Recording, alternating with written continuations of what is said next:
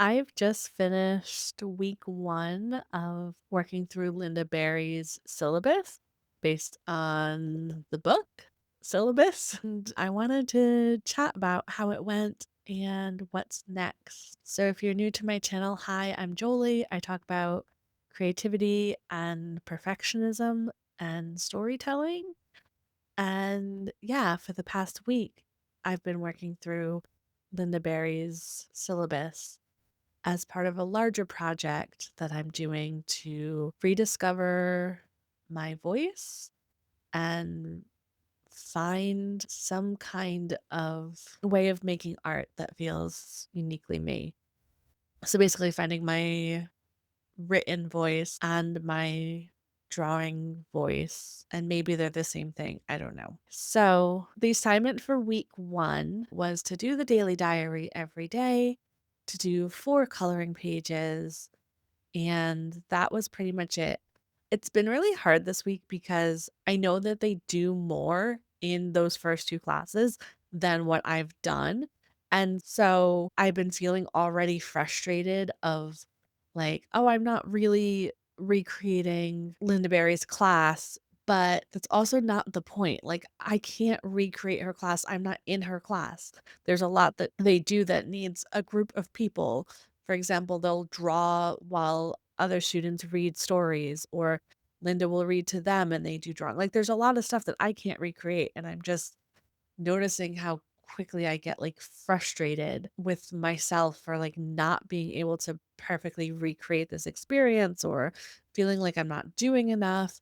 And I think what I'm noticing in myself is this thing that I kind of call the problem of conditionality, which conditionality is like, if I do this, then X will happen. And as like a former A plus student, we are really taught that conditionality is how the world works, in that, like, if you study hard, then you will get the kind of perfect results.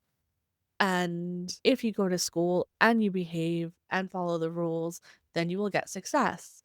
And so then when we, like, go off into the real world and we're still kind of living by this internal, like, system of conditionality, then when we don't get the thing, let's say I don't succeed, I blame myself because the rule I have is, if I work hard, then I will be successful. And so if I'm not successful, it must be because I've not worked hard enough. But it can also feel like we can take that and we can turn it into, the only way to be successful is to work really hard and do everything perfectly, right? Because we have the rule, if I work hard and do everything perfect, I will be successful. And so it becomes like an if and only if. The only way to be successful is to work really hard and do everything perfect.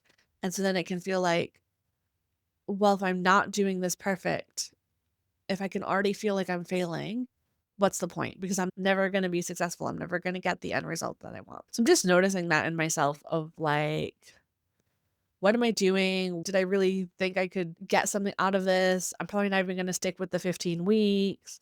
All you've done is color some pictures. What do you expect is gonna come out of this? And a lot of just that really, like, negative thinking I've noticed coming up, which I think is just part of the process. There isn't a way to fail this. It's an experiment. Let's do 15 weeks of some things, of making marks in some way, of practicing, and let's see what happens. That's kind of where I am. So, yeah, let me just kind of show what I've done. The kind of point or the thinking in myself of, like, why do I want to show this to the internet is, one, like, not for approval or for praise. Linda shares some of her rules for sharing work in class that I find really interesting. And two of the rules are like, you will not talk about anything someone else shared in class with anybody, and you will not talk about what you shared with anyone. If someone's reading out their work, you don't comment to them, you don't talk about it to other people. I think she talks about the way to kind of respond to someone else's work is in your own work. She'll have students, like, draw what they felt while someone was sharing, and then they might share those drawings, but, like, you just don't talk about it, which I just think is interesting. So the point of me sharing what I've done is not to try and elicit praise or comments or definitely not feedback, but just that I think things don't need to be done in a vacuum or often shouldn't be done in a vacuum. I am guilty of doing a lot of things in a vacuum. And by that, I mean like no one sees me, no one looks at it, I don't talk about it, I don't share it. I just like create it and throw it away. I will film clips and I will delete them and throw them away because whatever, I think they're not good enough. I think they're pointless. So I guess what I'm saying is I'm not really sharing. What am I trying to say? The sharing is to see what happens inside me when I make something that I did visible, if that makes sense. It's about something takes a different form when it goes out into the world, when it gets witnessed by other people, I think. Okay, so let's just cut to what did I actually do this week. So there was 4 coloring pages. The goal is to get as much crayon onto the paper as possible, to do the coloring while listening to things, while socializing. One of them was done in silence, and it's just to notice what happens to like our observational skills, our listening skills while we're coloring, while engaging with things. And also just I think to notice what the experience of trying to color and put as much crayon onto the paper as possible is like. So this was my first one, and then my second, and then my third. No, that was my fourth, sorry. This was my third. But it doesn't matter that I show them to you in order. At first, I enjoyed it. Like, it was fun and it was novel. I've started to get really annoyed with the experience of coloring with crayons. I've broken like 5 of my crayons. They're not going down as fast as I wanted them to. The idea is kind of like to see how much of the crayons you can use up over 2 weeks. And I really thought I was going to get like halfway through a crayon. And they're going down a lot slower and they're breaking. And once you like color off the tip, they're kind of a frustrating medium to color with, and you have to, like, press really hard, and it hurts your hands. So that's been my experience of coloring. As far as listening to things and how did it change my memory of the things I've listened to, I think it definitely helps me focus. But I don't know if you've ever studied while listening to music, and then sometimes when you, like, re-listen to that song, you can more easily, like, recall the thing you were studying. I can't look at these pictures and know what I was listening to, but I do have a sense that I remember the things I was listening to better because I've been coloring a lot this past week, trying to, like, whenever I'm watching something, trying to be coloring. I've watched a lot of John Klassen videos. John Klassen is an illustrator who I really, really like and admire. And so I was watching a lot of like a podcast with him and workshops that he did. And I feel like I've been better able to recall the things that happened in those more than I would normally be able to. I often like very quickly forget things I've watched, but like I have a really strong memory of those things that I watched, even though they were 5 or 6 days ago. When I look at this coloring page, I can't remember what specifically I was watching while I was doing this. I almost have, like, no memory of coloring these. I have a better memory of the things that I watched, but just no memory of coloring the photos. All of my coloring book pictures, by the way, were from the Crayola site, and they were completely free. I just downloaded the images and then printed them out. So that was my experience coloring. One of the things in every class, in order to take attendance, Lynda has the students draw on index cards. She gives them a prompt and they do like a self-portrait, and it's supposed to take like 2 to 3 minutes, and then you hand them in and that's your attendance. And so kind of by the end of a semester, you would have done 30 of these little drawings. So I thought it'd be fun to do 2 a week. This was my they're terrible, but it's okay. Try not to comment on things being good or bad. And it doesn't really matter if I like them, but I feel the need to preface it by being like, they're really bad, but I guess I don't need to. Anyways, the first prompt was spaceman, and the second prompt was me as an animal. So I tried to draw a bear, and then I didn't like that the bear was naked, so I added clothes. I don't know. They just are. They are what they are. So I have almost like little to none visual memory. Like I can't close my eyes and know what a bear looks like. I just don't have that type of imagination or memory. And I really struggle when I draw without looking at a reference image. It's like my brain's never seen a bear, which is really interesting because on one hand, maybe I could use that to draw really unique drawings because if I've never seen a bear before, then I'm not trying to draw something that exists. I'm trying to draw something that only my brain can come up with, right? But I'm not trying to just draw something original. I'm trying to draw what I think a bear looks like. And so I'm like, well, it has arms and it has legs. I really don't know how the legs attach to the body if a bear is standing up. In my head, they're kind of on the side, but where do they attach to the torso? Like, I just don't know. I don't know anything. And so it's really hard to draw. Anyways, okay, now I'll take you through the composition notebook. So this is my composition notebook.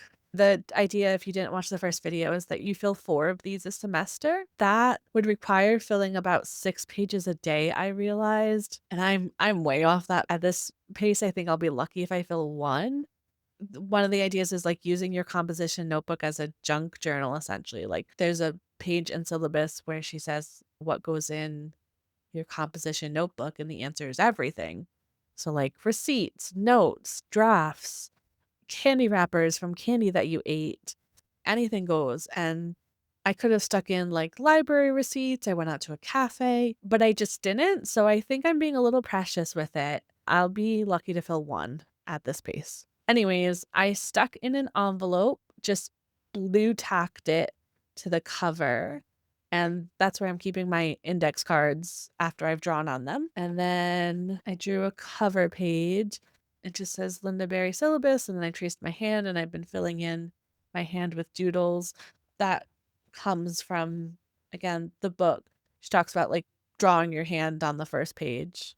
That's just like a way to get started. And then I wrote out the supplies list, and I wrote out the intention for myself, which is to arrive at the unthinkable and put it in a book, to find something original, a new way of seeing, to find my voice, to find my unique way of making a line. And then I started with the daily diaries. I started this thing of just coloring the around the page. And I really like the way it makes it feel more colorful. So for the daily diary, the idea is you spend 5 to 7 minutes on this page. You make these 4 frames, and the first column is 7 to 10 things you did, then 7 to 10 things you saw. And then at the bottom, it's something you heard, and then you do like a 30-second drawing. So this was last Tuesday. I recorded a YouTube video. I had a call with a client. I ate noodles for dinner, colored a picture, gave the cat treats, had a nap on the couch, and read in bed. And then what I saw, and I've been trying to do the saw as like, okay, when I recorded the YouTube video, what did I see?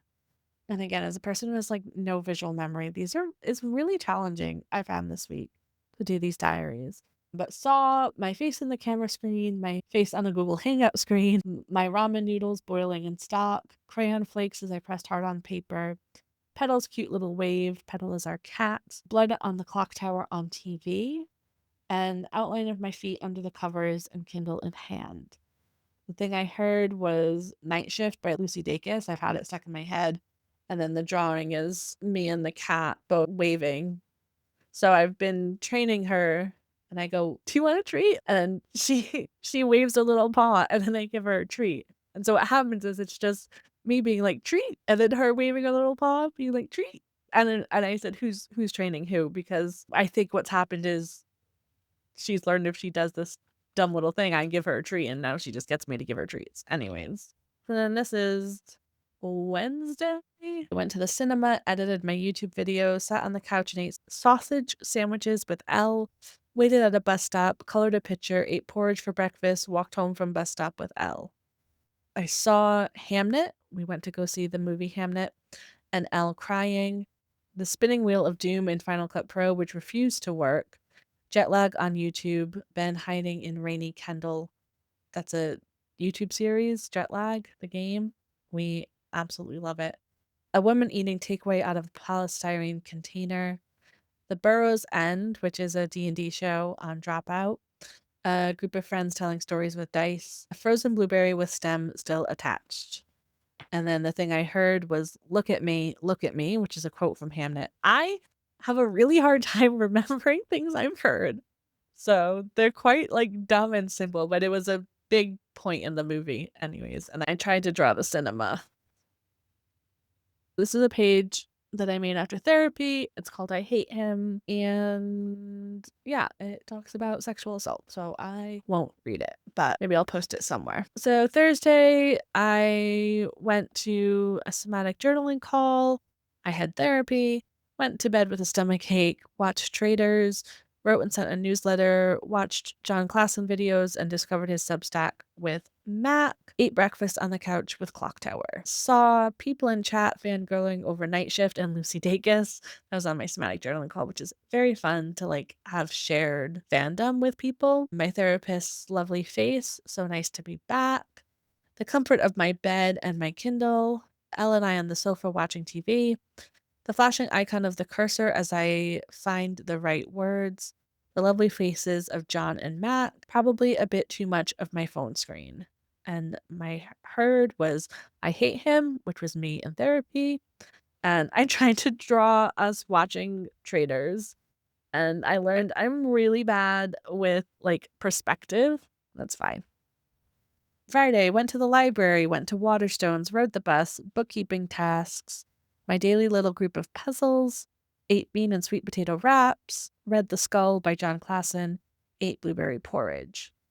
Saw a police officer and library security guard chatting outside, loads of people buying books, a man with far too many bags, my laptop screen with emails and receipts, birds flying outside my window, Traders, a kid on the phone narrating the bus arrivals to his friend while he waited for his bus, and then his bus drove off before he could get on and he had to run after it.